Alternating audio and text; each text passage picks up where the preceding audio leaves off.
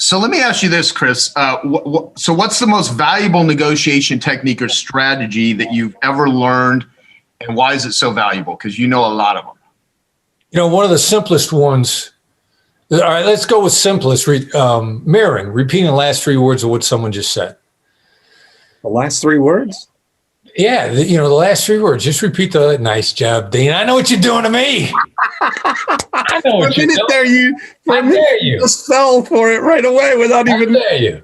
How dare you put me on me? Nice. If you can master that skill, because a lot of times you just need some time to think. Everybody says, boy, now that I'm thinking about it, I know what I wish I would have said. Or now that I'm thinking about it, now I see what I missed. That mirror technique, the last three words, buys you that time in the moment without the other side realizing that's what you're doing. Because they're going to go on, they're going to talk some more. They're going to add a lot in. One of the crazy things about the mirror technique is it's a preferred move of the people that possess both a high IQ and a high EQ. Now, I cannot explain why that is the case. I can speculate on it. I think if they are high in both areas, they love the simplicity of it and the lack of effort, and they're data-loving people, so they love how little they have to do to get a bunch of information out of the other side. But that's probably the single most valuable thing that you could learn, simply. Very good. Very good. Well, so we've talked about this one before, but it's always so important because you've helped so many people just with this one. So why is the word no more important than yes? And if you could give an example. Wow. Yeah. Okay. So the key to negotiation, it's not about you. We hear this all the time, but you hear no, and you're like, oh my God, I hate no. I hate being told no. I think we get that conditioned. Every child on earth, regardless of their language, what's the first word they learn? No. Because they get told no, they get pointed at them, and no, don't do that. No. So we get it beat into or hardwired into us. So when we hear it, something horrible has just happened. But the flip side, the person who's saying it feels protected and safe. And they calm down and they relax. They feel like they just protected themselves. The other thing, too, is you can say no when you're tired and then immediately contribute to the conversation and think things through really quickly. So it's completely different. If it's about them, people love to say no. They feel, and they're gonna say a bunch more afterwards. Mm-hmm. I got a couple no stories that I love, but I'll tell one of my favorites, Robert Herjavec. We're negotiating with Robert Herjavec's crew over how many tickets they're going to buy for one of our training events. I've already offered him one. His response for free. His response to the one for free was, how many can we buy? Not how many more free ones can we get. I'm a huge Robert Herjavec fan based on my interaction with him. I find him to be a generous, decent human being. So we're going back and forth, and the event is getting ready to sell out. And my son, Brandon, who runs my company, he calls me on the phone late in the day. I'm in LA. He says, you get Herjavec to commit to how many tickets they're going to buy now, or they're going to be sold out by the time the sun rises in New York tomorrow, because my son's on East Coast time. We're getting ready to sell the event out. And Brandon says, and if he doesn't buy any, I'm selling a ticket that we're supposed to be giving him for free. So I'm like, all right, I got to cut this deal. Now it's 5:00 in LA. When was the last time you tried to get a hard decision out of somebody at 5:00? At 5:03, and also an email. At 5:03, I sent a 2-line email to Robert Herjavec. Is it a ridiculous idea for you to commit to buying 3 tickets now? Second line. Are you against paying for them before the business day starts in New York tomorrow? Again, we're 3 hours behind New York. The time stamp on his email response is 5:04, 1 minute later. Mm-hmm. No, we'll commit to the 3 tickets right now. No, it's not a problem. We'll pay for them right away. Send me a link. We'll pay for them right now within the hour. I send them the link. We got the money at 5:23. Get people to say no. You'd be shocked at the responses you get. It's fantastic. So there's some questions that people have, but what I'm going to ask everyone, save your questions. When we open it up for Q&A, I might ask you to repost them because it's sometimes hard for me to track everything and be present here too. So, Chris, how might an entrepreneur use these strategies and techniques that you teach to better understand and serve their clients?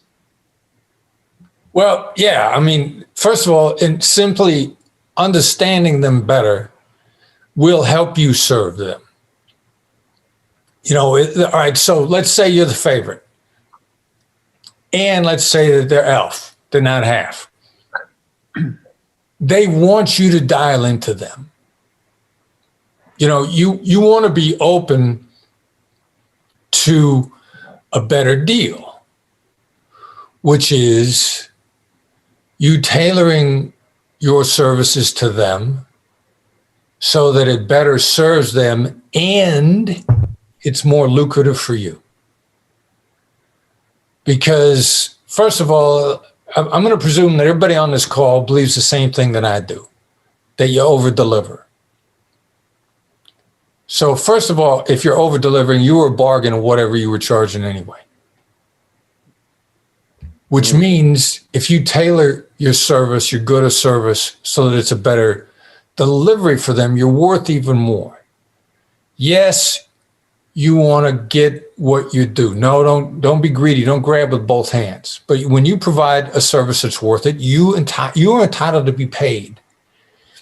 So the more that you listen to them and understand them, and I'm here to tell you, there are ways that you can tailor whatever you're providing that would be easier for you to provide it, which means it would be more profitable for you and it would be better for them. So be willing to engage in conversations and be open to that. And then, the other crazy thing is there might be something really counterintuitive that'll make it profitable for you in unexpected ways. And one of my favorites is, our mutual friend, Dan Sullivan. And he's talking about his book deal. He's talking about listening to me, never split the difference. And we pay people. Sorry, I pushed the wrong button. We pay people what they ask. I don't pound people on price. So Dan turns around and gives every dime of the book proceeds to Dan and Tucker. Ben and Tucker. Sorry, Ben and Tucker. And then Ben and Tucker says, Dan got the last drop of my blood. When you're not greedy on the price term, what the other side gives you back might be worth 10 times what the dollars were worth. And those guys, I think Ben and Tucker would die for Dan. Yeah. Yeah. And that's see, the beauty of Dan too is, and I think it's one of the reasons, heck, me and Dan have done podcasts on this, is we like reciprocal people. We like people that are generous. We like people that are useful. And it's just so much easier to that's what an ELF person is. People keep asking, what does ELF mean?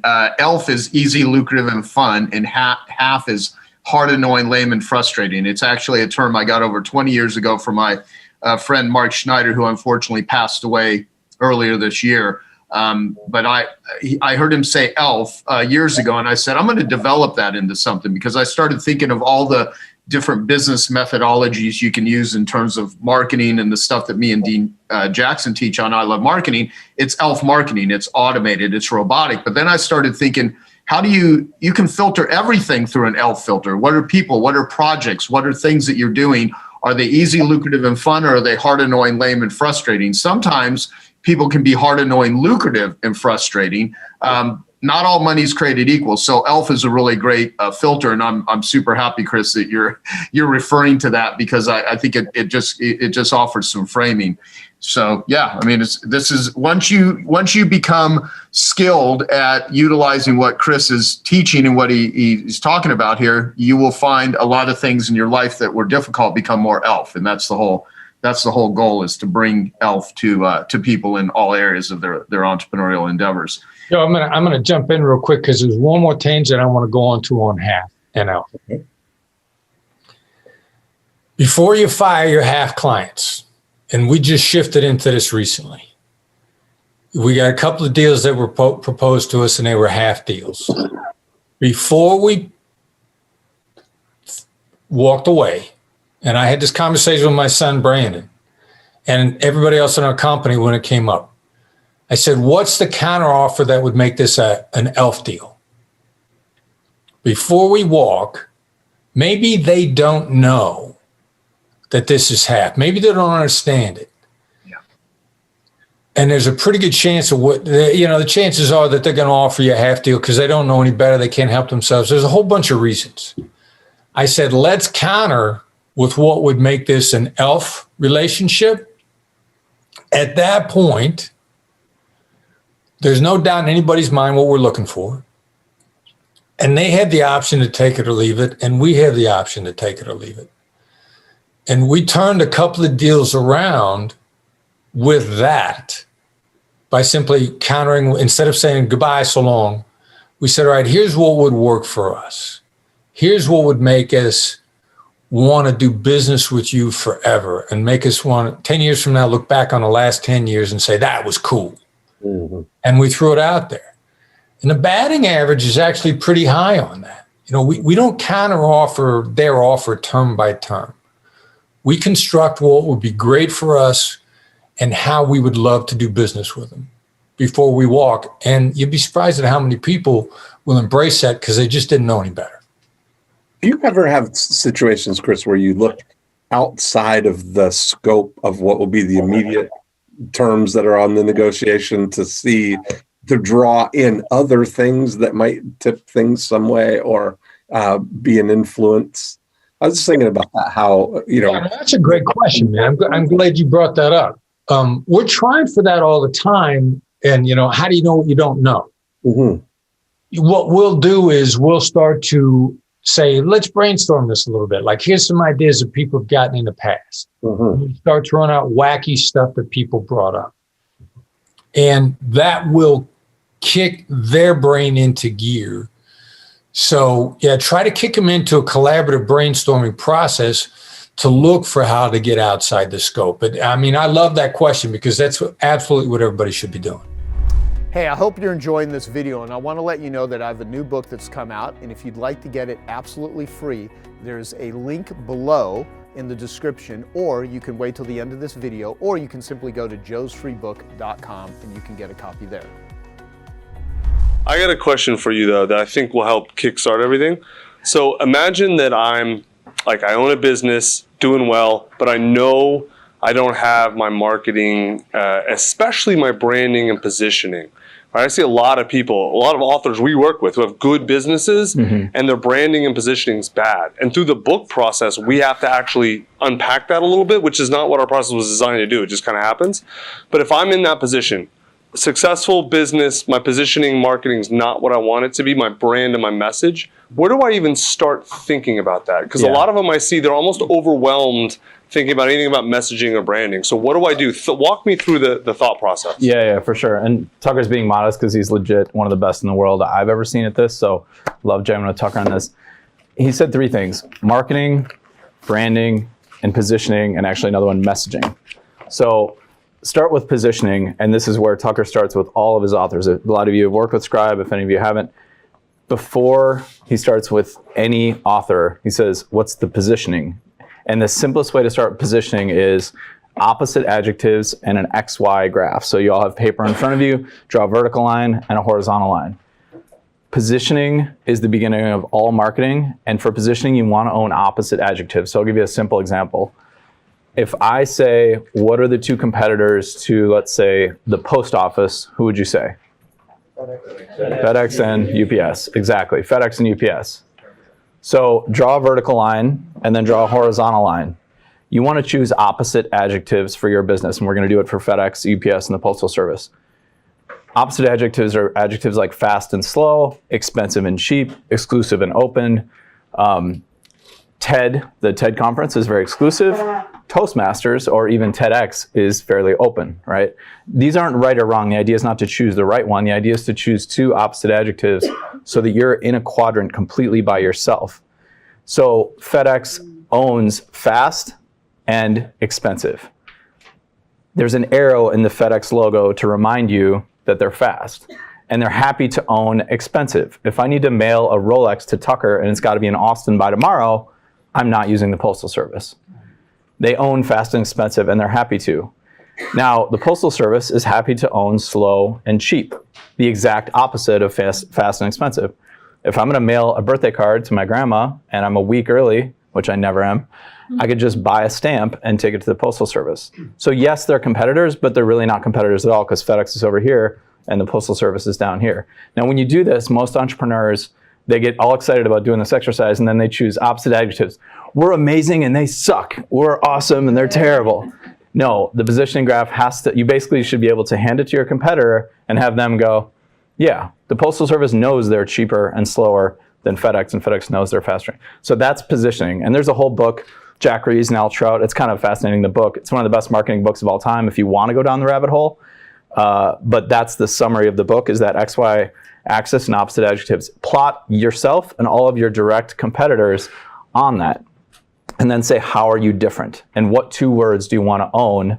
And with a personal brand, and we can go into personal branding if you want, personal brand, you want to own one word, right? So like, if I say, who is the vulnerability woman? Who would that be? Brene Brown, exactly. If I was like, who's the hustle guy? Gary. And the 4-hour guy? Tim Ferriss, right? You all know their name with just their word.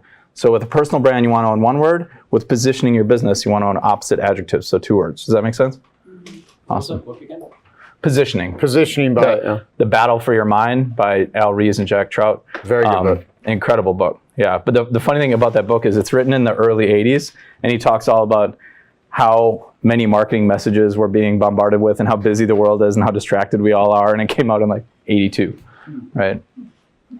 What else? Who's got another question on marketing? Oh, so that's positioning. Branding. I mean, we could spend a whole week here on branding, but branding in a word is the collective feeling of what people feel and know about your brand. So a brand is not a logo. It's not a color palette. It's everything all rolled into one. But this is a room full of expert direct marketers. With branding, Tesla's revenue was over $21 billion last year, and they do not buy ads. Tesla has never bought an ad, and they did $21 billion. That's because they built a brand. Yeti Coolers built a $1 billion company selling a product that nobody needed. If you think about a cooler, everybody know Yeti Coolers, the white. 10 years ago, Yeti, yeah, they saw a problem, et cetera, but nobody had sandwiches that were spoiling. Nobody's beer was getting warm. Yeti came around, and they solved a problem that we didn't even know we had, which is we weren't proud to brag about our cooler. Nobody had a cooler problem. Everybody had a story about their cooler problem. Because if you're the toughest fishing and hunting guide in your group of 10 people, you're not going to brag about your $33 Coleman 5-day cooler that, guess what, works fine. We worry too much about the product and the features and the benefits and not enough about the story and what I call a portable story. So Yeti created a cooler. Sure, it's 3 times better, so it should cost $100 compared to the Coleman that works fine. But it costs $300. That additional $200 in the price is the story. It's because a Yeti cooler is worth bragging about. And then they have brand extensions and can sell $30 mugs for people who can't afford the $300 cooler, but they can get the mug that's worth bragging about. Does that make sense? So if you don't know if you don't know how your customers are talking about your product, if you don't know how your story about your business is spreading, it's not. So what I love to do is think about, and we can do a hot seat, we can pick out anyone and say, when people talk about your business, what are they saying? And you can't use our fancy copywriting marketing terms. You have to say like what they would say in human language at the bar, right? So take Tucker and Scribe, a business I know pretty well. They turn ideas into books. So the way people talk about them is, man, I've had this idea for a book for a long time. I just can't get it out of my head. And then I worked with Scribe, and it's cool. I didn't have to write. They just interviewed me and pulled it out of me. That kind of language, know your customer's words and how your customer talks about your business. Yeah, I went and grabbed all these books because it's so funny. Oh, yeah, Here's the different versions of positioning. Right. This is the 20th anniversary edition, which was years ago still. And then, they've got the origin of brands, same authors, incredible. And then the 22 immutable laws of marketing. These are all absolute brands. These are all out. What's funny about these guys, this is one of their books that it didn't do as well as the other one. It's called Horse Sense, How to Pull Ahead of the Business Track. And one of the premises behind this is, and they say, in spite of what many people will say about success, a lot of success is just simply riding the right horse. Is latching on to someone who's like making shit happen. And it's, So. Yeah, for sure. And those opposite adjectives. So we'll take Joe and Genius Network. We're all here. The opposite adjectives for that, we never talked about it. We don't know what they are. But one of them could be, because there's a lot of masterminds you can join, right? One of them could be, it's super fun and it's super generous. I've been parts of masterminds that are, there's the okay content, but everyone's kind of eyes on their own paper and they're trying to get the most value so they can take it away and they see it as competitors. This is super generous, super sharing. You guys are all helping each other, work with each other, and it's fun. Joe's a fun person. This entire everything around us is fun, right? So those may not be the exact ones, but if someone said to Kathy, hey, I'm thinking about joining, Genius Network versus a different mastermind, what makes Genius Network different? Fun, generous. There's 100 other, adjectives you could use. Yeah, fun. Yeah. First of all, the word direct is important here. By direct, we're saying that it's anything in direct marketing, direct mail is something that is measurable. It's something that if you send out a piece of media, whether it's in the mail, whether it's email, whatever, direct marketing says you have to have a response come back and then pay for the media that you bought. So that goes without saying, and that's the broad umbrella concept of direct mail. What's happened over the last 40 years that I've been in the business, that direct mail became synonymous with direct marketing. So when someone says direct marketing now, they think they're talking about just direct mail. Well, they're not, but they are because that's what they think. So that's why we had to do direct response marketing. So just a little terminology thing. Direct marketing is not direct mail. Direct mail is direct mail. It's a medium, and it's an important medium still, as it was in yesteryear in 1981. In 1981, advertising opportunities were finite, basically. You had direct mail, you had print advertising, you had TV and radio, you had package inserts, but you kind of knew where to find the bodies, where to find the prospects, where to find your family members, as it were, offline. There was no internet, no email, nothing of that sort. So today, advertising opportunities are infinite, and direct mail is still around, and it's just one medium of many. So we'll focus on the few aspects, but the overriding theme is that direct mail is not a be-all, end-all. It's an and, not an or. It was the most scalable marketing medium in the 80s and 90s, but it's not the most scalable anymore, but it's still scalable. And it's a great and in your marketing mix. I mean, that's a broad statement, and I believe it, and it's still true. It's not old school either. I mean, I think what's old is new again. And I get inquiries all the time. It's like, Brian, can you tell me something about this new medium called direct mail? And when you're a 20-something and don't even know what direct mail is, I think they missed out. Now, I'm not being grandpa saying get off my lawn, and I'm not saying those young whippersnappers don't know what they're talking about. That's not my game. I am an online and offline marketer through and through. But I did a chapter in my book, chapter 3, was how paying postage made me a better marketer.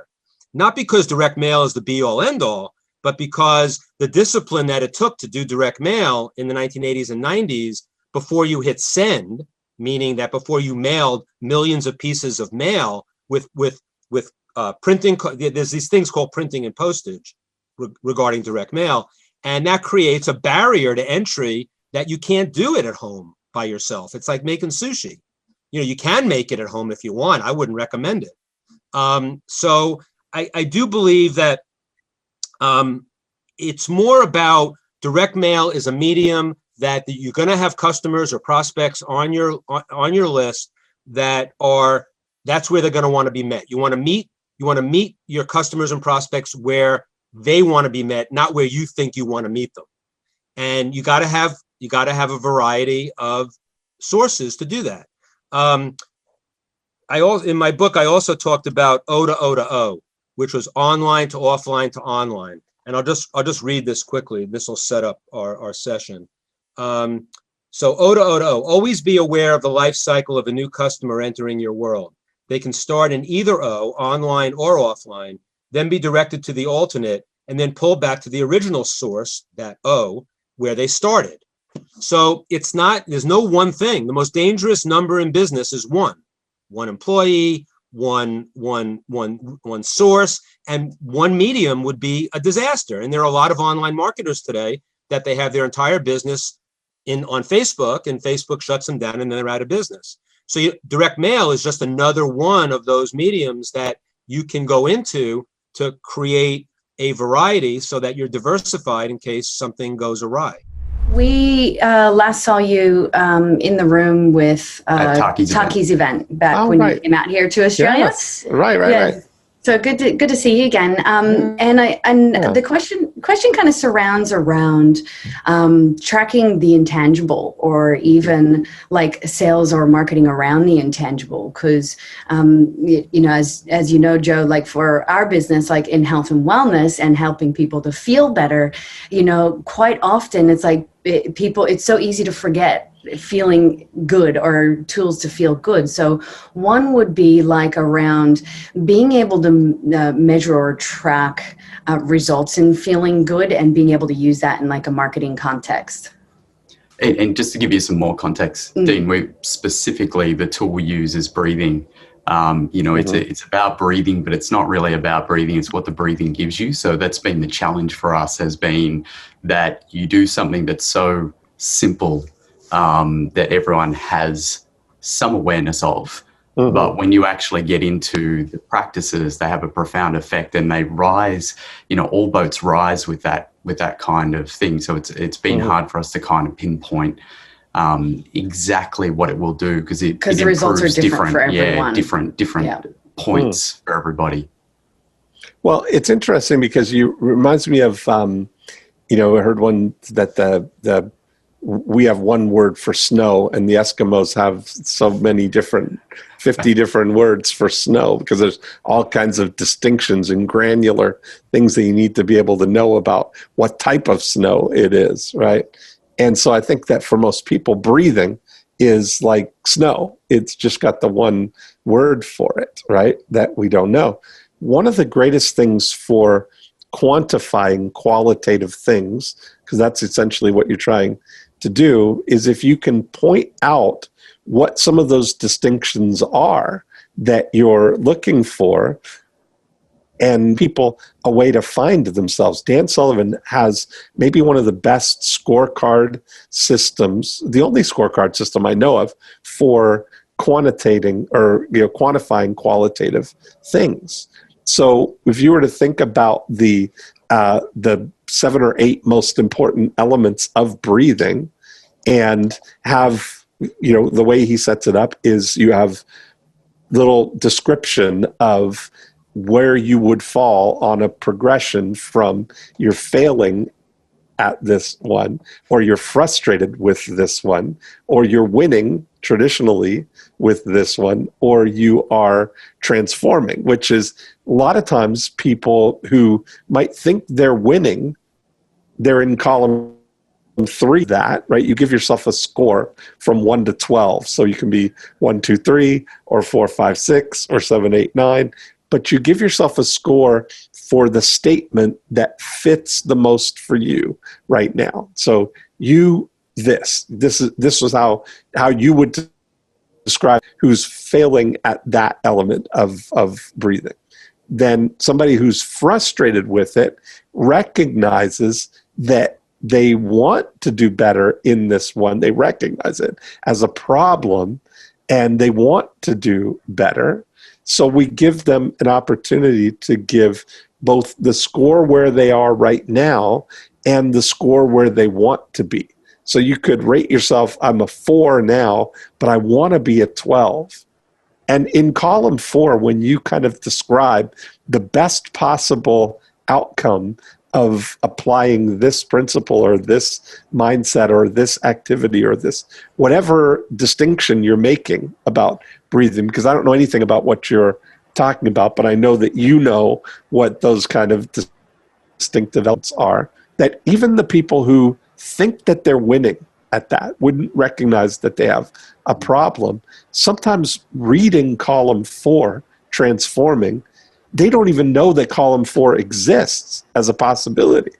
And so they think, wow, I thought I was really doing well with that, but I'm not this. I'm not the way you describe it as what it would be to be transforming in all of these elements.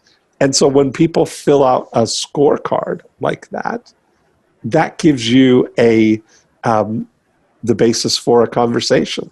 Because if somebody's falling or failing or frustrated at 3 of these elements, and you know how to get them to the next one, it's really a great thing for you to show them the protocols, the interventions, the practices, the tools, whatever it is, supplements, whatever they can do to improve along that plane, and then constantly get them to presence they're advancing up the chain. And if anybody who's firing on all 4, on all cylinders in each of the things is going to be, they're going to know that something changed, right? Mm-hmm. Mm-hmm.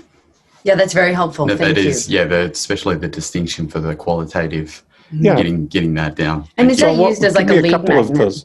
Sure. But that would be a lead conversion tool. But tell me, what are the things that that are the intangibles about breathing? Like what are some, if you were to think about a couple of those elements? Yeah, one of the top ones is lowering reactivity. And in doing that, it raises creativity. So they often have, as one comes down, one goes up sort of thing. If you have a negative come down, like reactivity, the other one is also being able to have a lot more space to monitor what you're about to say rather than reacting and just blurting stuff out. That is responding a versus reacting. Yeah, right? Totally. The other one is just a change in the way people feel time as well, because the stress factor comes down in being able to breathe more efficiently. You get a very real kind of feeling of lowered stress. Calm enjoyment of time rather than I find that thing like getting grounded into changing the granular. Time is racing. Often I have a Rolex with a sweeping second hand. And often if I'm racing or if I feel something, if I just center myself to watch that sweep and breathe for 2 minutes, it's a completely different, it's a recalibration, Yeah. Mm-hmm. Yeah. So they're the real intent. The other one is, understanding also that if your CO2 levels, if the gases are out in your body, it'll have you show up cranky. You'll feel off as well. And there's some very simple tools to balance that out. So when you look at those things, let me mention something here. Ray just posted something. And by the way, I keep up with it, reading what I can. I can't, sometimes I miss some of the stuff, so I apologize in advance. But Ray wrote, what's the end result that Shane and Angelina are looking for their guests with that specific solution that they are not finding in what they are currently doing? Just curious. Yeah, look, you might get two different answers here. You will. Well, for me, what I'm finding is that there's a lot of people seeking a lot of help outside themselves, like psychologists or chiropractors or massage or supplements. But really, the answer lies within. So it's being able to tap into those internal tools that you have to be able to use in the moment to calm yourself, to know, connect with intuition, know what the next step is for yourself. So rather than looking outside yourself, it's finding the solutions within yourself. That's kind of like on a high level. I think that for me, the specific one is really showing up, like how you show up in your presence is everything, whether you're in sales or whether you're leading a team or whether it's just in general relationships. And it seems to be for me looking at it, it seems to be an intangible thing, you know, getting people or telling people that they're going to show up in a better way by linking it to something like breathing, which it makes sense if you then link it back to health, link it back to feeling better, to having lower reaction. So it's for us, it's been a challenge in sort of pinpointing that. But I like what you said, Dean, about having qualitative points there that are relative to everybody. I think that's going to be really helpful. Yeah, definitely how you show up matters, resonates with all of our clients. So I would say if those things, if you think about the overall, the end result of it, that would be your book. That is the when all of these things are firing, this is the outcome that you can have. And each chapter is one of these elements. And then so the next step after somebody has the book is to take the scorecard, get their score. So that's what we do. You know, I do the Breakthrough DNA book, which talks about the 8 profit activators. But then the next step is our profit activator scorecard that we set up at profitactivatorscore.com. And you can see how people can go through, they fill it in online, and we get the notification that somebody has done the score, but we see where their gaps are. Yeah, like kind of like a spider graph. Yeah. Yeah, that's fabulous. We love that. Lee, how would you define marketing and why do you love marketing? Well, marketing connects people. And for my companies, I'm always looking for a way to allow people to see what do we do, and how do we do it, and how we can serve them. So like in the veterinary industry, we have a holistic hospital. So we're looking for that top 5% of people who love their pets so much, they will do anything. And they come to us and we teach them proactive care, and we teach them how to have a longer, healthier life with their pet. And people who want to do better in the world. I just absolutely love supporting them on their journey. Great. Yeah. So Dean, we're going to talk about mindset. So I wanted to ask Lee, what is your perspective on the entrepreneurial mindset? I mean, what does that actually mean to you? And how do you think about mindset? Because, you know, we can give people all the different strategies and ideas all day long, but their ability to do something with it, I think, has a lot to do with their mindset.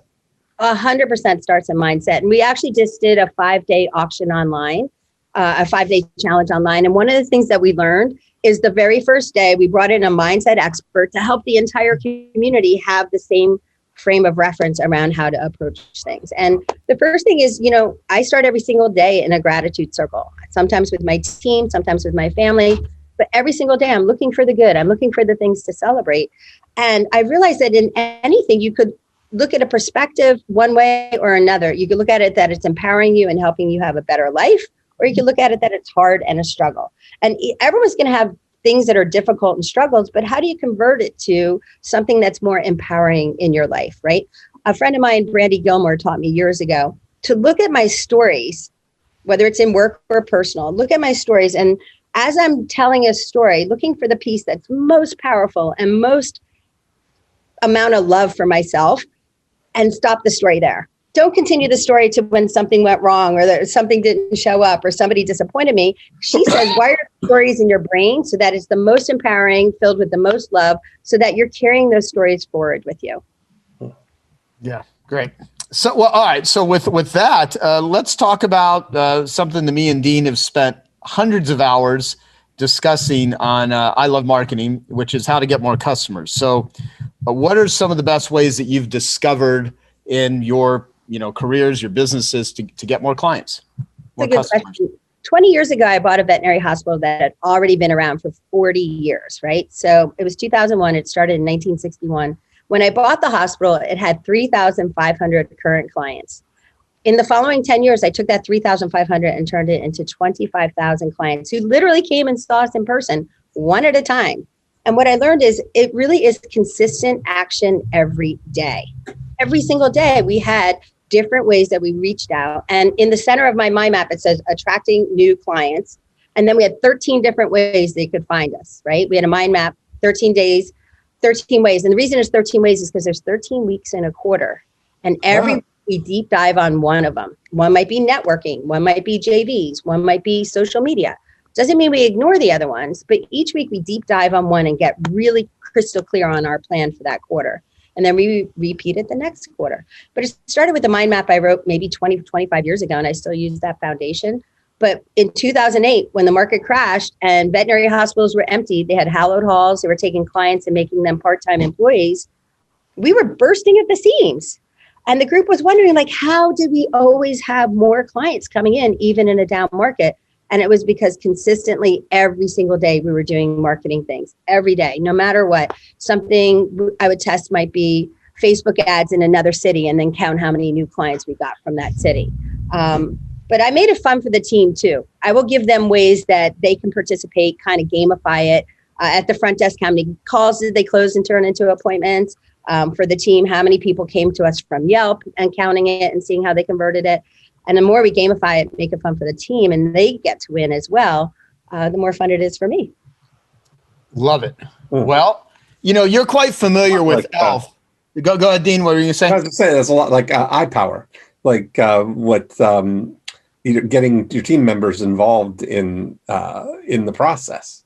Because everybody's got great ideas. You just need good direction by framing the question that's going to elicit the great response. I remember reading, there's a great book about Albert Lasker, who was one of the old original advertising men. And when they were selling refrigerators, back when refrigeration was brand new, one of the things that people were afraid of is that they didn't want to have something that was plugged in all the time and sucking electricity, because they were new to the whole, you had this meter outside your house that you could see it moving. And when that's moving, it's costing you money.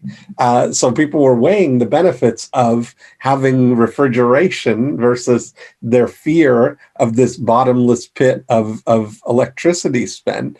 And he tasked the entire company.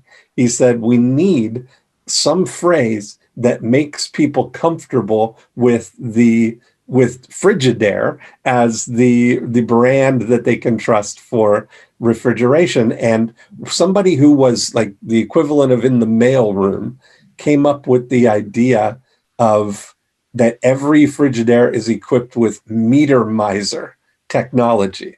And just those words, meter miser, said exactly what you need words to say it's watching your back. It's not going to take any more electricity than it absolutely needs to. And that was really the thing that made people comfortable choosing Frigidaire over all the others, because all the others are just money pits. But you better get that meter miser, because that one will save us the most money. So there's a really big key you said in there, Dean, too, and it's genius, which is coming up with the right phrase that allows your customer to feel comfortable with their decision. Yeah. They want evidence they made a great decision, right? Yeah. And one of the things I taught my front desk, Joe, which was really important in the shift in closing clients at the front desk, is no matter what the client asks them, the first thing to say is, yes, I can help you with that. Absolutely. Because then it puts their mind at ease that they have the right person, and the right person who really cares about helping them. And just by using that one phrase, even if they have to say, you know what, I have to check on the answer and call you back, it's okay, because they set up the relationship of, I do want to help you. And I think that that's just been really key in my business, is that my clients feel like the team sees them and listens and cares. Hey, Joe, I just saw Evan Carmichael's here too. Yes, we need to do a shout out for Evan, and Evan is just a master at YouTube videos. If you don't follow him on YouTube. He's got 2.6 million subscribers, over 385 million views. I know that because he was just a guest on the Genius Network meeting we just had, and we're going to be doing a jam session with him at the Genius Network annual event, November 6th, 7th, and 8th, because it was such a big hit. But he's got a great interview on his channel right now with Kevin O'Leary from Shark Tank.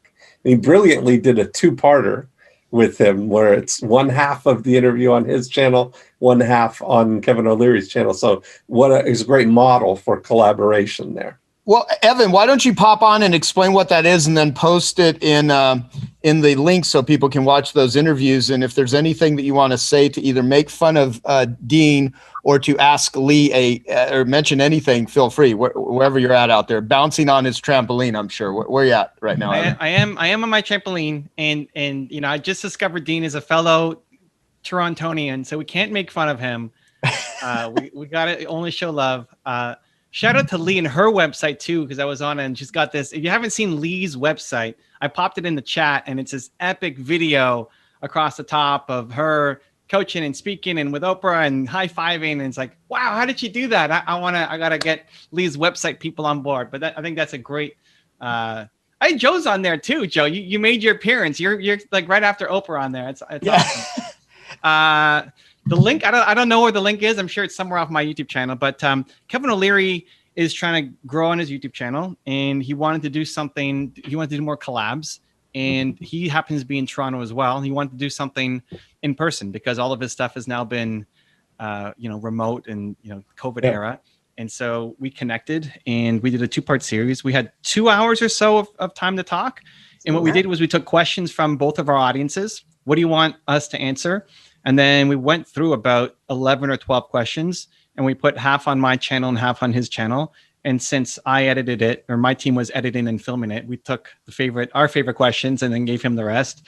But they're still good on both channels.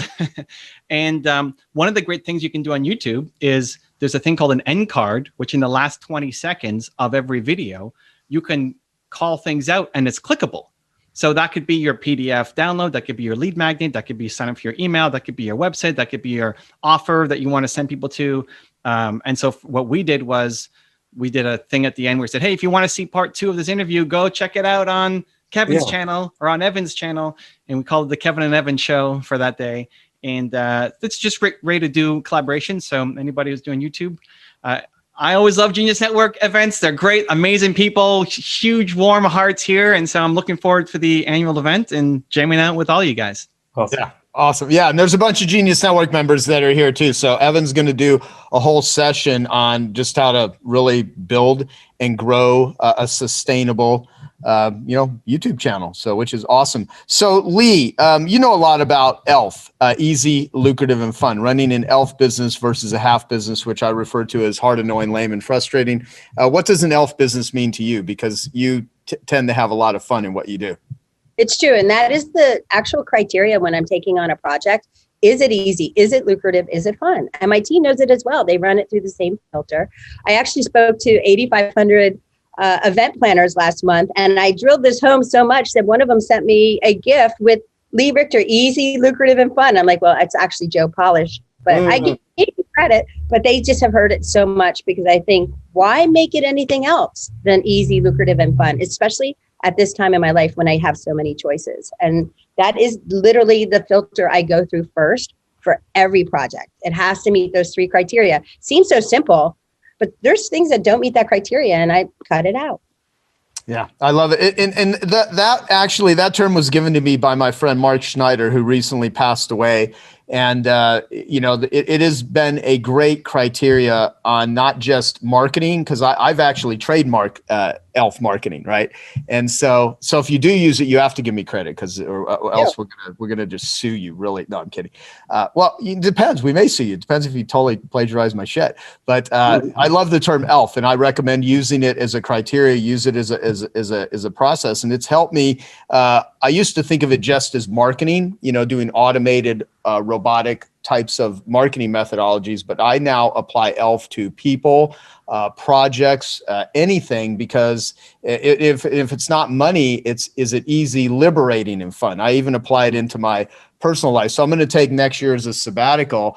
And so there's going to be a lot of things that need to be just ELF for me that aren't money related, but they're, it has to be liberating. So I highly encourage it as a filter, because the Genius Network members, we have a tool called ELF versus half, where they list what are the people and the projects and things in their life that are ELF, and what are the things that are hard, annoying, lame, and frustrating, and really take a look at, how do you eliminate the half, and how do you get to the ELF? So one thing I have this question I wrote down here, and then I'm going to ask Jeff Madoff to ask you a question about PR. How can people utilize tough times, as many people in the world have been going through incredibly difficult times with the pandemic? How can people utilize tough times as a springboard for greater success? And what does that word that gets thrown around a lot, success, mean to you? Well, success is that I have freedom of time and I can make choices on how to spend that time. That's what money buys me, is freedom of choice, period. That's how I see it. The way right now, looking at tough times, the first thing I did, I remember on March 16th, I sat down with my manager and I'm like, what has changed in our world right now? And we wrote a list of 25 things that have changed based on COVID and the pandemic, but immediately turned it into what can we do about it? And then a week later, on Slack, they were celebrating how things were actually getting better, but it was because we were identifying the challenge and overcoming it together that they were excited about it, right? They weren't afraid anymore. And they also knew if any changes happened, they'd find it on Slack. So they didn't have to worry about us making different changes and doing things in the company unless they were included. But I tell you, we have had so many more opportunities come out of this pandemic. Our company's up 31% this year. The team feels essential. They feel excited. They feel like people really need them and want them. And so what I do is I highlight that every Friday. I write, here's 10 things we're celebrating right now. And one of the things I've learned is to share that list with our clients coming in too, so that they could see the value of the team. And by sharing it not only with the team, but with the clients, they could see we're celebrating the team, but also what we have to overcome as well. Because the clients are coming with their perspective of what they have to overcome, but they're not thinking about all the things we have to do to be there ready for them. And so I think by highlighting that, it's now elevated on both sides, the appreciation. The clients appreciate the team more, and the team appreciates their position more. They have seen so many people lose jobs, lose opportunities. And even last Friday was Boss's Day, and they came in and they wrote me this beautiful card. And each one of them is like, thank you for being a leader and helping us be happy rather than scared. And I think a lot of that is just being consistent, sharing what is the challenge, and then overcoming it together. As I mentioned to you yesterday, in a few weeks, I'll be 82 years old. I literally go 12, 14 hours a day, 5.5 days a week. Do not know the name of anybody that keeps up with me at any age, and plus I enjoy every minute of it. Our company is 50 years old this year. We'll mail between now and Election Day next year, November, about 150 million postal letters, 200-300 million emails. We have 75 employees. Most of them are really high-powered direct marketers operating at a very high level. 1961, I get the opportunity to go to New York to become executive secretary of a political youth organization that had been founded a few months earlier on Bill Buckley's family estate. So I run this organization. I'm in charge of everything, including fundraising. And I found out real quick, I didn't like asking people for money. I asked some very famous people for contributions. Charles Edison, youngest son of the inventor, J. Howard Pugh of Sun Oil Company, Captain Eddie Rickenbacker of Eastern Airlines. And they were generous, gave me nice contributions, but I didn't like that. So I started writing letters. That seemed to work. I got something called a mimeograph machine, started turning them out with a mimeograph machine, hired secretaries, a few here and there. And after a year and a half, I said, hey, I want to be relieved of all duties in the organization except fundraising through direct mail. I want to focus on that. I did that for a year and a half, and by then I had a wife and 2 babies, and I said, I'm out of here, I'm going to start my company, and I thought I knew everything there ever was to know about marketing. course, I knew nothing. I didn't know a fraction of 1% of what I know now, but I thought I did. But what I was blind in one eye and had blurred vision in the other. But everybody else was totally, blind in terms of direct marketing. So I looked pretty good. But though I thought I knew much more than I did, of course. There was one thing I knew I didn't have, I needed, and that was names and addresses, people to communicate with. And in the summer of '64, I discovered that if you were running for president, you had to file with the clerk of the House of Representatives all of your $50 plus donors. I went down there for a couple of days with the legal pad and started writing Barry Goldwater's $50 plus donors. And I did that for a couple of days and said, hey, Richard, you're not making a lot of progress here. So I hired 5 or 6 women, and after a couple of months, I had 12,500.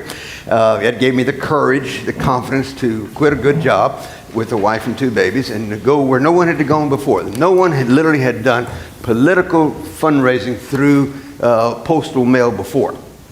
And that's one of the most important things you can do in life. We'll talk about that here in a little bit about branding. If you can at all, you want to be first. Can you be first? And if you can't be first in some category, find a category where you can be first and where you can own that category. I've been in multiple groups of different times. People were talking about me not knowing that I was in the group there. And they were talking about me because I was first. Who knows the name of the second pope, who was the second person to fly solo across the Atlantic? Nobody knows, okay? It's the first. So whatever, find a category that you can own, that you can be first in. And that's how you build your brand.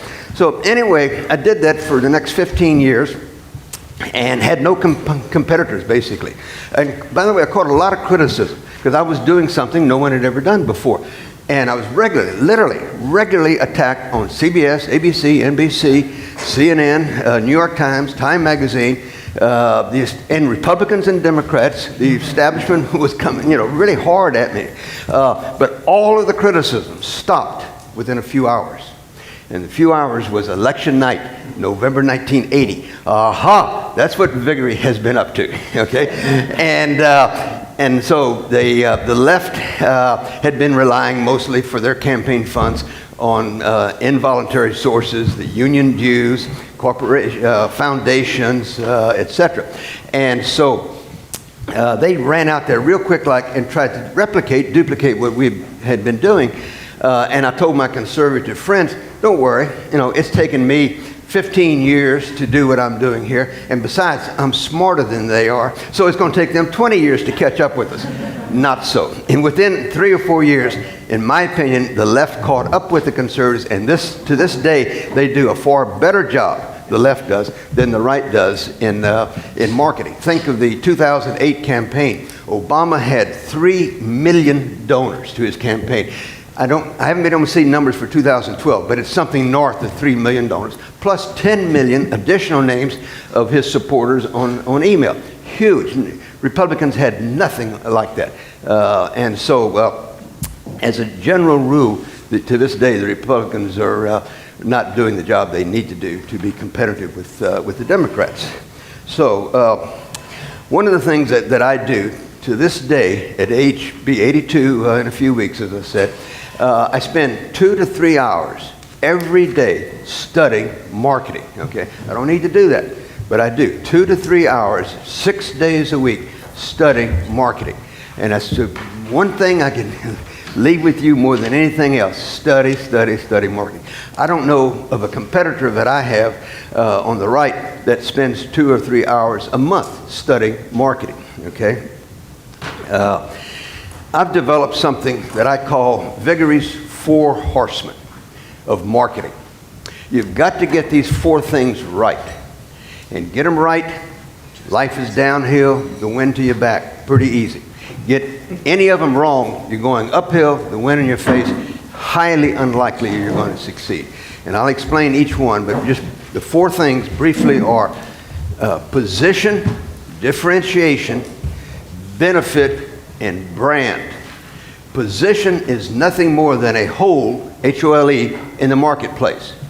What hole in the marketplace can you occupy that no one else is occupying there? And you do that, by the way, privately. That's something you just do. And I like to use the example, say, of Rupert Murdoch. So, and Roger Ailes, 20 years ago, they're thinking about building a national cable television news network. They don't sit there and say, well, CBS does this, we'll do this, ABC does this, CNN. They don't care what they do, because they're going to occupy a hole in the marketplace, right of center. 50% of the country is not being served by television news. Life gets pretty simple at that point. Okay, then differentiation is what you do publicly. So publicly, they differentiated themselves from all the other television networks with Bill O'Reilly, Megyn Kelly, Hannity, Glenn Beck for a while. Okay, that's how they differentiated themselves from the others. Third benefit is obvious. You get news and information on Fox you don't get anywhere else. Okay. Fourth, brand. Brand is the ball game. Okay. That's products these days are seldomly sold. They are bought. Okay, I bought this week a new car. Well, a new car to me, it's a few years old, but they didn't sell me the car. I bought the car. Okay, they could have had 100 different types of cars out there. I was looking at my daughter's strong and wife's strong recommendation for a Lexus. Okay, I wanted a Lexus, and that was it. I didn't have to be sold. I bought that car. You go into the supermarket now, 40, 50,000 items to be sold. Not one salesperson in the store. They will check you out, but nobody's saying, no, Mr. Vigri, you shouldn't buy this brand of paper towels. Buy this one over here. I'm a Viva man. I like Viva paper towels. That's what I'm going to buy. I'm sure Bounty makes a good paper towel, but I've been sold before I walk into that store. And so brand is so important for success in your marketing.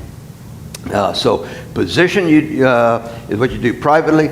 Differentiation, you differentiate yourself from your competitors by whatever you do to differentiate that yourself. Benefit is number 3, and then 4th is brand. Okay. And by the way, I do almost nothing in my life of any consequence, any important, without a written 4-part plan. We used to get off, a lot of us, in the late 70s, early 80s, 2025 for a long weekend, Friday, Saturday, and we'd plot and plan for try to bring conservatives to power. And we'd come up with a problem. There was a young congressman from Georgia, part of our group of 2025, Newt Gingrich. He didn't, invariably when we came up with a problem, go to the blackboard. We didn't have whiteboards in those days. And he'd write 4 words on there: vision, goal, strategy, and tactics. An hour later, we'd filled in those 4 words, and we saw a clear path forward of how we should proceed. And that's not the only way to do a plan, but that's a good way to do a plan. It's simple, doesn't take very long. And by the way, the number 1 benefit of a plan is not working the plan. That's important, but that's secondary. The number 1 benefit of writing a plan is writing the plan. Because as you write the plan, it clarifies your thinking. It crystallizes it. You thought you wanted to go over here, but as you write it down, you say, no, I think I need to go over here, more of this, less of that. So the exercise of writing the plan is so, so important. Joe said yesterday that Dan Sullivan gives me a lot of credit for Reagan's election. Well, that's, quite frankly, I appreciate the compliment, but it's nonsense. And I've seen different people at different times take excessive credit for Reagan's election or victories and whatever. And it reminds me of a slow-moving freight train and somebody running alongside it, pushing that freight train. Look at me, what I'm doing. Reagan was a freight train, and the rest of us had very little to do. The one thing, though, that was very, very helpful to Reagan was what was something called the New Right that came into being in the mid-70s, and the entire conservative movement began to come together in the 60s and the 70s with hundreds and hundreds of new organizations. And almost every single one of these organizations was funded. They got their membership, they sold their books, they sold their subscriptions through direct mail. And Reagan, when he ran and lost in 76 and ran and won in 80, was running against the entire Republican establishment for the most part. Bob Dole, of course, Jerry Ford, George Bush, John Connally, Howard Baker, and they were getting the $1,000 gifts. Reagan depended upon the $10, $15, $25, $50, and he had 250,000 of those people. And so the small givers through direct mail just changed American history. In March of 1976, Reagan is literally out of money, riding commercial airline, and his aide, Len Knopfsinger, goes on and buys $90,000 worth of time on NBC. Reagan sits on a stool, much like this, I guess, for 25 minutes, March 30th, 1976, and makes a 25-minute stump speech. The last 5 minutes, he asked for contributions. About $1,600,000 came in, and that was huge back in 1976.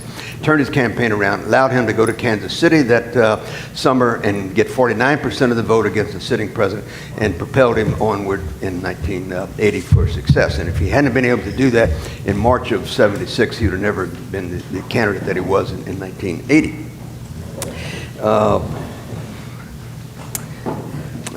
There's a number of odds and ends here, but I know Joe wants to get to some Q&A here, but let me just mention a few things here. I know a lot of you are focused on marketing through the internet, and that's important. You need to do that, obviously. We certainly do it at our company, but the workhorse of marketing today, in my opinion, is still direct mail. And when I started in 1961 in New York City, direct mail was the second largest form of advertising in the country. Today, in 2015, it's the second largest form of advertising in the country. And by the way, I understood that. Most people in the nonprofit community to this day, and in commercial world as well, do not understand, do not comprehend that direct mail is advertising, okay? So, in late 70s, David Broder, the preeminent political correspondent in Washington, D.C. at that time, since passed on, just a giant at his time, came to see me, and he sat down in my office, and we had a casual conversation for an hour or two. And this is late 1970s. And he said, "Richard, I'm perplexed. I've been all over Capitol Hill, the White House, etc.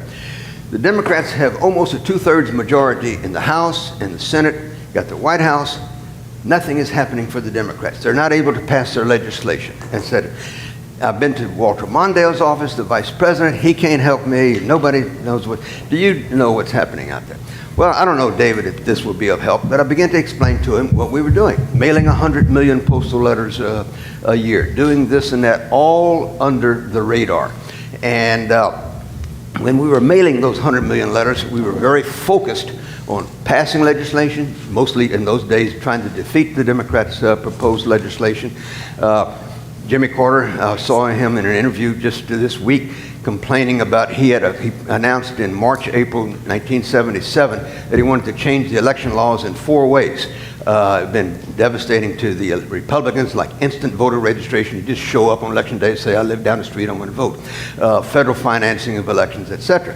And so anyway, a friend of mine calls at night, woke me up at 10:30, and I said, "Paul, you know, we can beat this." He had just come from a meeting of Republican senators saying, "We can't stop this, it's a bad idea, but it's a time has come, and so it's going to pass." I said, "We can defeat this, let's talk in the morning, I'm going back to bed." So we did. We got together for 4 or 5 months at my home, my office, etc., and we designed a strategy through direct mail, using it as advertising, and we defeated all 4 pieces of legislation. And to this day, Democrats are still complaining that it didn't get passed. But it was the power of direct mail.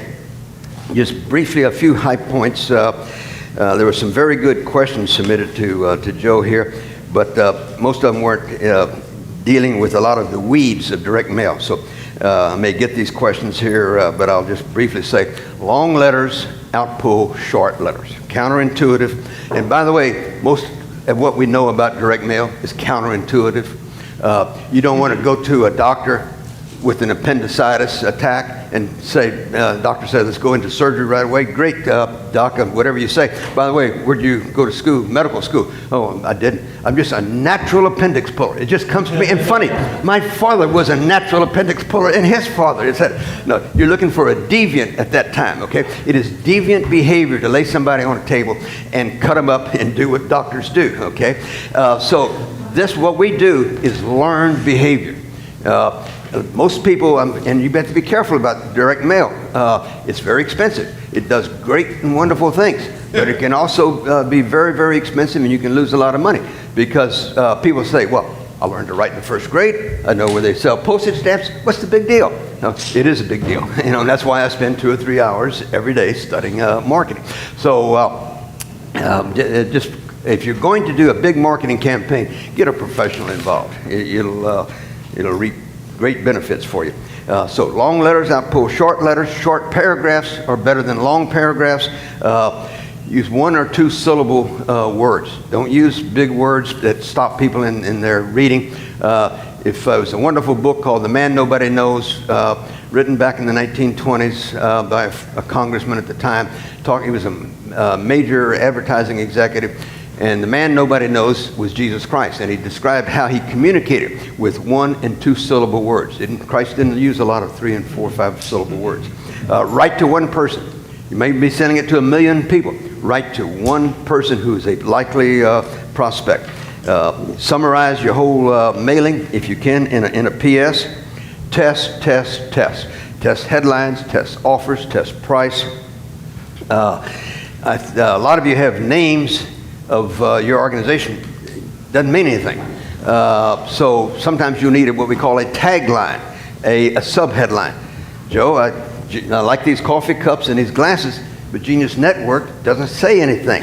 If it says something like the world's largest gathering of marketing professionals or something like that. Well, what's a genius? Is it, the Mensa Society? Is it, PhDs, whatever it is. So just a little tagline on there indicating that this is a collection of the world's largest, high-powered market or something like that. So anyway, taglines, sometimes your name just doesn't say anything. So you need to tell people what it says there. And so, Joe, I could go on for a long time, but that covers the highlights I wanted to say. No, that's great. That's great. Thank you. Most of the time, speakers wait till the end to show the disclosures, so let me just take care of that right up front. Everyone got that? I'm going to begin by borrowing from the great book, A Tale of Two Cities. It was the best of times, and it was the worst of times. I went from being very happy to very sad in a matter of seconds. I left a big brokerage firm in 1999 when Mimi and I started our own wealth management company and began our entrepreneurial journey to this moment when I realized we had netted more than $1 million from our company.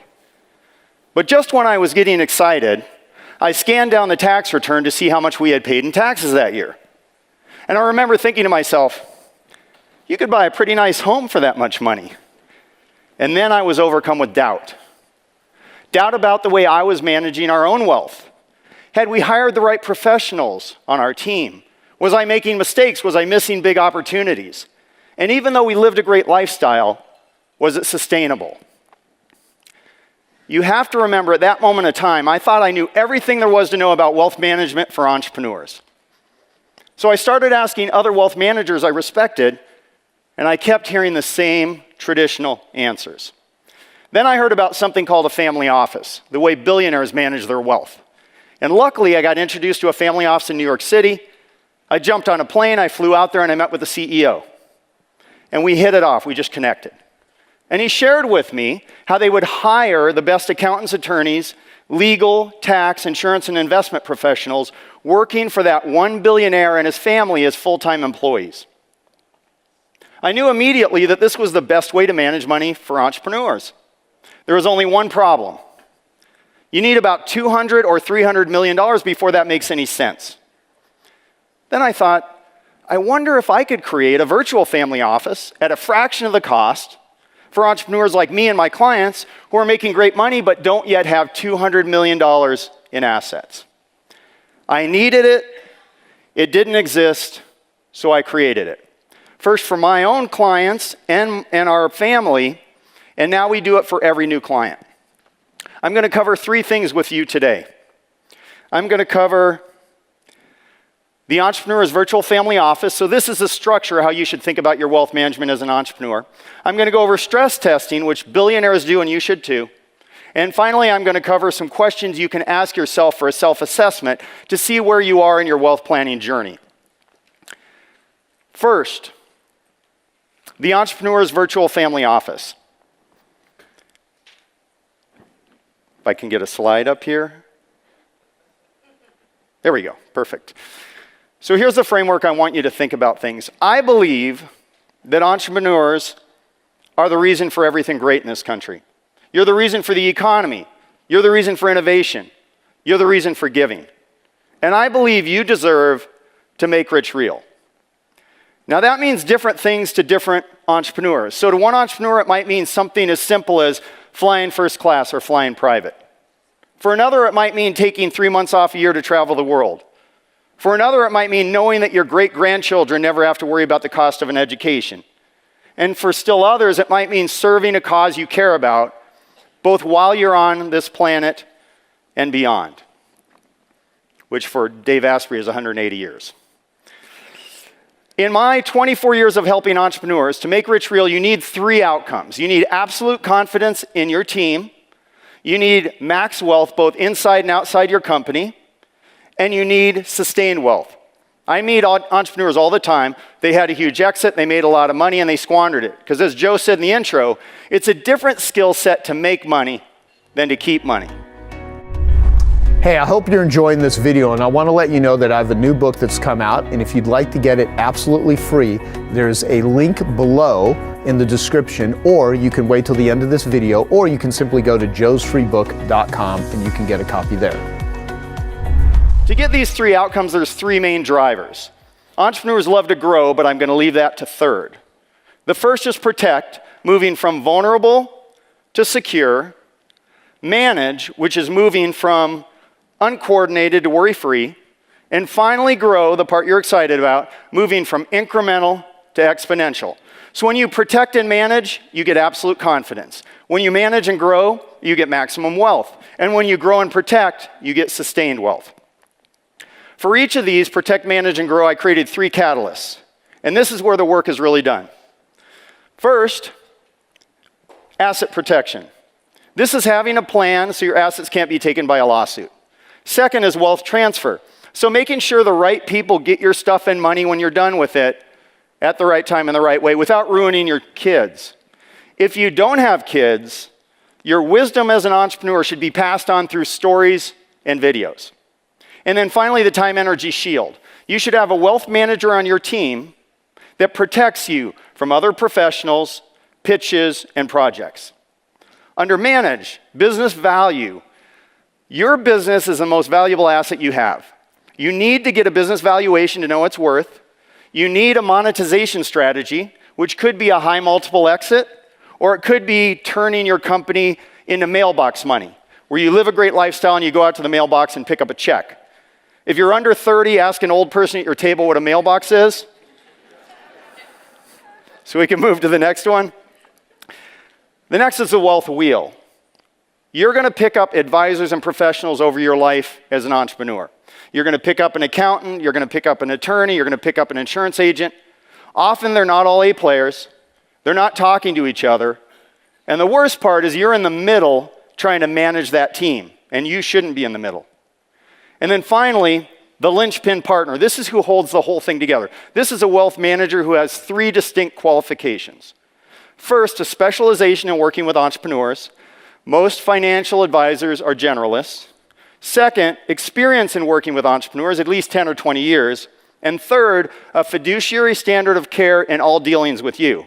That's a fancy legal term that means the advisor has to, by law, represent you and your interests before their own. Under grow, tax planning. Your largest expense as a successful entrepreneur is going to be taxes. You should have a well thought out, annually updated and implemented tax plan. Investments, I put these in 3 categories.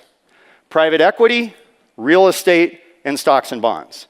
You want to have a smart strategy for how you're handling those areas to build wealth outside of your company. And finally, the profit accelerator. Knowing what are your critical drivers to profitability, having a simple way to monitor and improve those key drivers, and by doing that, increase your cash flow. Second thing I want to cover today is the stress test. CEG Worldwide did a study of 199 family offices. These are families that have more than $500 million. And 93.5% of them do stress testing. What is stress testing? What does that look like? It's a deep dive with a wealth expert on everything that touches your wealth. So it's looking at your business insurance, your personal insurance, your liability coverages, your estate documents, your asset protection plan, your investment statements, your business tax returns, your personal tax returns, your P&Ls, your business operating agreements, your buy-sell agreements, your debt, and even the plans you put together for your employees. At an event like this, I get asked a lot, Jim, what's the first thing I need to do on my wealth management? You need to get a stress test by a qualified wealth manager that does this on a regular basis. We do it for all of our clients, and we do it to answer 3 questions for them. First, are you making any big mistakes? Second, are you missing any opportunities? And third, does your team consist of A players, and are they talking to each other? The third is the self-assessment. Within the 9 categories that I went over earlier, I created a question for each so an entrepreneur like you can find out where are you in your wealth planning journey.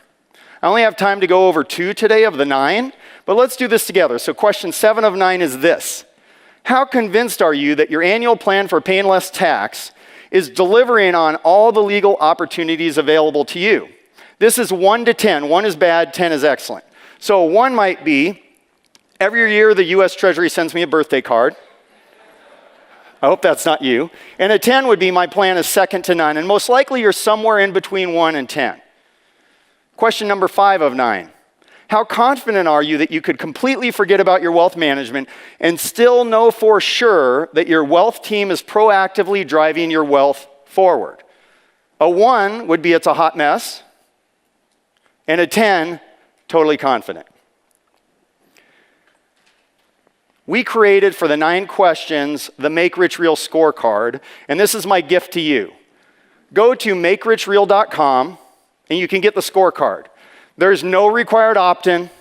I promise you're not going to be tagged, pixeled, prodded, or poked. A lot of smart people in the room could show me how to do that, but that's not the purpose of this. I'm going to leave you today with this story. My office manager buzzed me one day and said, Jim, Steve just called, and Steve and Joanne are coming in tomorrow, and they said it's urgent. And that concerned me, because Steve was a high-flying entrepreneur. We had been working together for more than 10 years, and Joanne never came in. It was always Steve. He said she didn't care about the finances, and then he handled everything. The next day, I walked into the lobby to greet them. First, I saw Joanne. Her face was pale, and she looked sad. Then I looked over and saw Steve.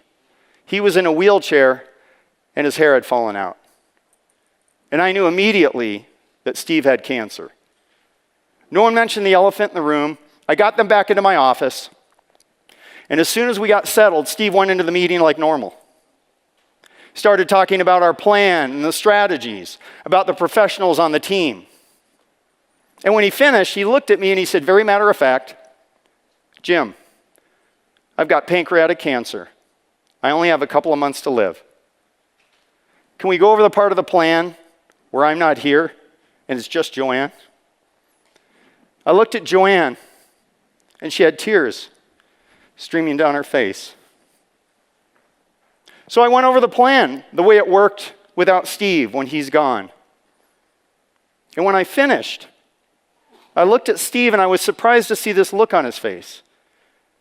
This look of peace, this look of contentment. And then he looked deep into my eyes. And I looked deep back into his. And he simply said, you got her? I said, yeah, Steve, I've got her. And we teared up. A couple of months later, Joanne called me to tell me that Steve had passed. And as I hung up the phone, I said to myself, don't worry, Steve. I've got her. Who's got you? Who's got your family? You deserve to have a team of A players. You deserve to have a team that talks to each other. You deserve to have a team that puts your interests before their own. Now is the time to get the team that you deserve. Okay, I hope you found that video awesome and useful. So if you want to get a free copy of my book, I want you to click here. And if you want to watch some more videos that'll be useful and awesome, click here. Go ahead. They're over here. Do it now. Come on. Thank you. Watch them.